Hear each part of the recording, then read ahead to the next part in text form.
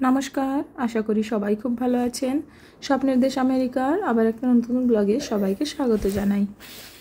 এইটা আমাদের প্যারিসের ফ্লাইটের পার্ট 2 ভিডিও। এই ফ্লাইটটা আমাদের 6 ঘন্টার ফ্লাইট। নিলয়ের ফ্লাইটে বসেই খিদে পেয়ে গেছে, তাই ওর জন্য 6 ইউরো দিয়ে আলু ভাজা কিনতে হলো। এমনি দোকানে আলু ভাজা এই ফ্রাইজ $2 করে নেয়, এইখানে 6 ইউরো। মানে আকাশে অত উঁচুতে বসে বসে গরম গরম আলু ভাজা খাবে, তাই আলু ভাজার দামটাও আকাশ ছোঁয়া। একটা আলু ভাজা খেয়ে ও বলছে আর খাবে না, ওর স্বাদটা ভালো লাগছে না নাকি। এই আলু ভাজাটার স্বাদ সত্যিই আমেরিকার আলু ভাজার থেকে অনেকটাই আলাদা। বাধ্য হয়ে আলু ভাজাগুলো জোসেফ পরে খেয়েছে। কিছুক্ষণ পরে আবার ডিনার চলে এসেছে। এইটা এয়ারপ্লেনের তরফ থেকে, এইটা ফ্রি ডিনার। এই ডিনারে আছে একটা চিজ কেকের কাপ, একটা পাউরুটি ওই বানের মতো যেটা বাবু খাচ্ছে এখন, আর একটা 5 মিশালি পাস্তা। 5 মিশালি পাস্তার তরকারি বলবো না, পাস্তা বলবো, ভেজ পাস্তা জানি না। একটা মিষ্টি সস দিয়ে এই কি বলে লম্বা লম্বা নুডল নানান রকম সবজি দিয়ে রান্না করা আছে। আমি তো তাও খেয়ে নিয়েছি, আমার ভালোই লাগে, সবজি দিয়ে কিছু বানানো থাকলে ভালোই লাগে। কিন্তু নিলয় আর জোসেফ ওরা দুজনেই খেতে পারলো না, শুধু ফেলা গেল। ওইগুলো নিয়েছে ওরা, কিন্তু ফেলা যাবে ওই সব। আর খাবারের সাথে একটা করে ড্রিঙ্কস ফ্রি। তো বাবু নিয়েছে অ্যাপেল জুস, ওদিকে জোসেফ নিয়েছে অরেঞ্জ জুস, আমি শুধু নিয়েছি একটা জল। খাবারের মধ্যে বাবু শুধু পাউরুটি খেয়েছে, আর সায়ন তো ওই চকলেট বিস্কুট ফ্রাইজ ওইগুলো খেয়েই আছে সেই সকাল থেকে। দুজনেই খুবই টায়ার্ড হয়ে গেছে, এয়ারপোর্টে তো প্রচুর হাঁটতে হয়, খুব টায়ার্ড হয়ে গেছে। সেই সকাল রাত 8টার সময় আমরা বেরিয়েছিলাম হোটেল থেকে, এখন বাজে রাত 1টা। এতটাই টায়ার্ড হয়ে গেছে, দুজনেই ঘুমিয়ে পড়েছে। অন্যান্য প্লেনে যেমন ওপরে বাটন থাকে, ধরুন জল খেতে হলো, চা খেতে হলো, কাউকে ডাকার জন্যে ওপরে সিটের ওপরে বাটন করা থাকে, তো এই প্লেনে এই টিভির মধ্যে বাটন করা আছে, ওপরে কোনো বাটন নেই। তো এই যে মনিটরে লেখা আছে ক্রু কল, ওই যে মানুষের মতো চিহ্নটা, ওইটা টিপে দিলে যদি চা জল কফির দরকার হয় ওরা এনে দেবে। আমি যখনই প্লেনে ট্রাভেল করেছি আমি সবসময় যে কোনো একটা বই চালিয়ে দিয়েই বই দেখেছি, কিন্তু কোনোদিন দেখিনি যে এই স্ক্রিনের সেটিংয়ে আর কি কি আছে। যেমন এইখানে আছে মার্কেট প্লেস, এইখান থেকে সব জিনিসগুলো কেনা যেতে পারে। যদি আমি ক্লিক করে কিনতে চাই এই পারফিউমটা, এই সিরামটা, ওই সব কিনতে পারবো এখান থেকেই।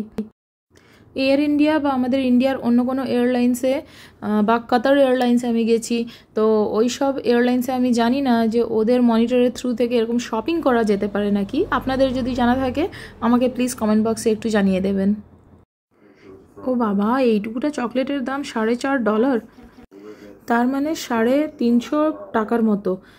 কোথায় আমাদের গ্রামের দোকানে ওইটা 10 টাকায় পাওয়া যায়, আর এইখানে এই ফ্লাইটে বসে, নর্থ এয়ারলাইন্সের ফ্লাইটে বসে এই চকলেটটা খেতে হলে আমাকে 350 টাকা দিতে হবে।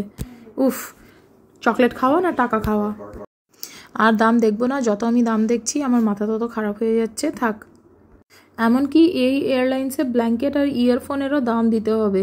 অন্য এয়ারলাইন্সে তো দেখেছি ব্ল্যাঙ্কেট ইয়ারফোন এইগুলো সব ফ্রিতে দেয়। আমরা যখন ইন্ডিয়া থেকে আমেরিকা ফিরে আসছিলাম ফেব্রুয়ারি মাসে, আমরা কাতার এয়ারলাইন্স হয়ে এসেছিলাম, তো ওইটা আমাদের 5 ঘন্টার ফ্লাইট ছিল কাতার এয়ারলাইন্সে। ওইখানে তো ইয়ারফোন, ব্ল্যাঙ্কেট, আমার অভির জন্য ডাইপার, এগুলো সব ফ্রিতে দিয়েছিল। এইখানে তো টাকা দিয়ে কিনতে হবে। ভাগ্যিস ওদের ব্ল্যাঙ্কেট আমি সাথে এনেছিলাম, ওই যে ব্ল্যাঙ্কেট হুডিটা পরিয়ে এনেছি, খুব কাজে লেগেছে আমার। আর কিছুক্ষণের মধ্যেই আমরা প্যারিস পৌঁছে যাব। ওই দেখুন, জানলা দিয়ে আরেকটা প্লেন দেখতে পেয়েছি, আমাদের প্লেনের সাথেই যাচ্ছে।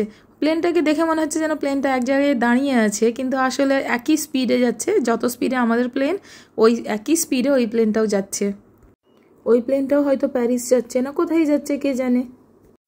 জানেন, প্লেনের নিচে এই যে মেঘগুলো দেখা যাচ্ছে, বাংলায় কি বলে, মেঘের চাদর বলে না কি বলে আমাকে জানাবেন, কিন্তু ইংলিশে বলে ব্ল্যাঙ্কেট অফ ক্লাউড।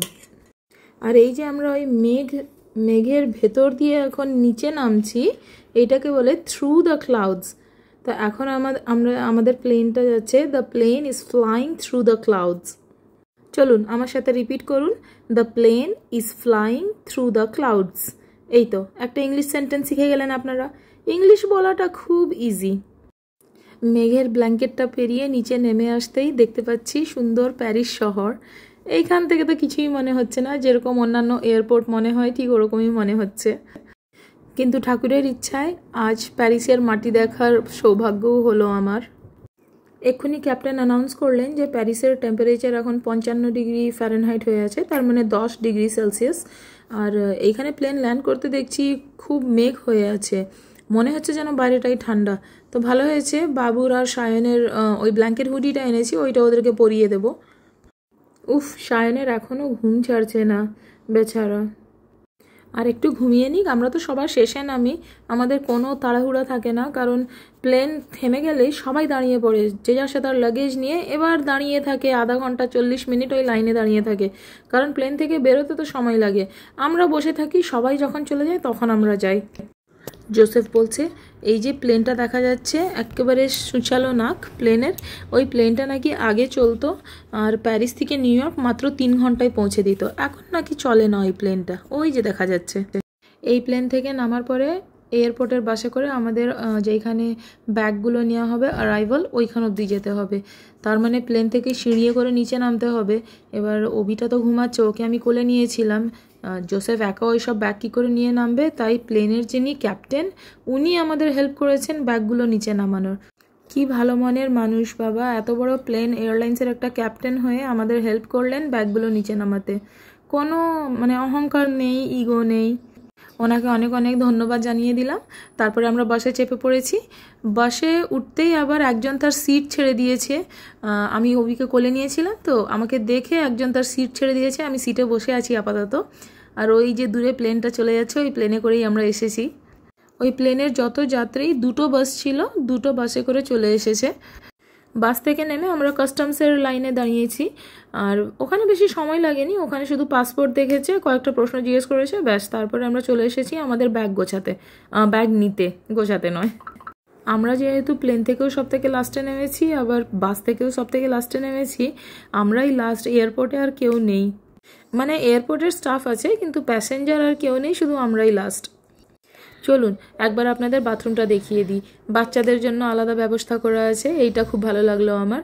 আর বাথরুমটা বেশ গ্রিন কালারের, কি ব্রাইট গ্রিন কালারের, তবে খুব যে পরিষ্কার পরিচ্ছন্ন সেইটা বলবো না, কিন্তু এই বাথরুমকে, এইটা তো মানে প্যারিসের বাথরুম তাই না, প্যারিস এয়ারপোর্টের বাথরুম, তো এইটাকে যদি কম্পেয়ার করা যায় নিউ ইয়র্কের এয়ারপোর্টের বাথরুমের সাথে, যেহেতু নিউ ইয়র্কও একটা বড় সিটি আর প্যারিসও একটা বড় সিটি, সেই তুলনায় এই বাথরুমটা বেশ পরিষ্কার। কারণ নিউ ইয়র্কের ওই বাথরুমটা বা জেএফকের বাথরুম ভীষণ নোংরা, স্পেশালি যখন ফ্লাইট ল্যান্ড হয় একসঙ্গে অনেক যাত্রী চলে আসে, ভালোই নোংরা থাকে ওই সব বাথরুম।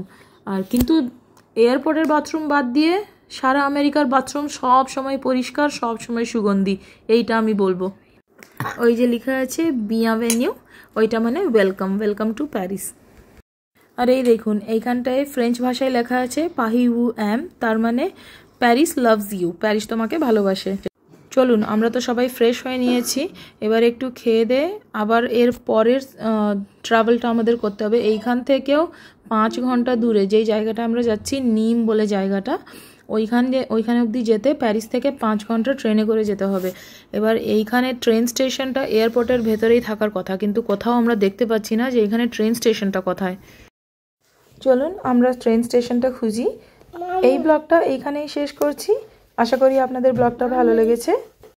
ব্লগটা যদি ভালো লেগে থাকে আমার ব্লগটাকে একটা লাইক করে দেবেন, আর আমার চ্যানেলের ব্লগগুলো যদি আপনাদের দেখতে ভালো লাগে আমার চ্যানেলকে সাবস্ক্রাইব করবেন, আর পাশে দেওয়া বেল আইকনটি ক্লিক করে দেবেন। ঈশ্বরের কাছে প্রার্থনা করি আপনারা সবাই ভালো থাকবেন, সুস্থ থাকবেন, সাবধানে থাকবেন। দেখা হবে আবার পরের ভিডিওতে।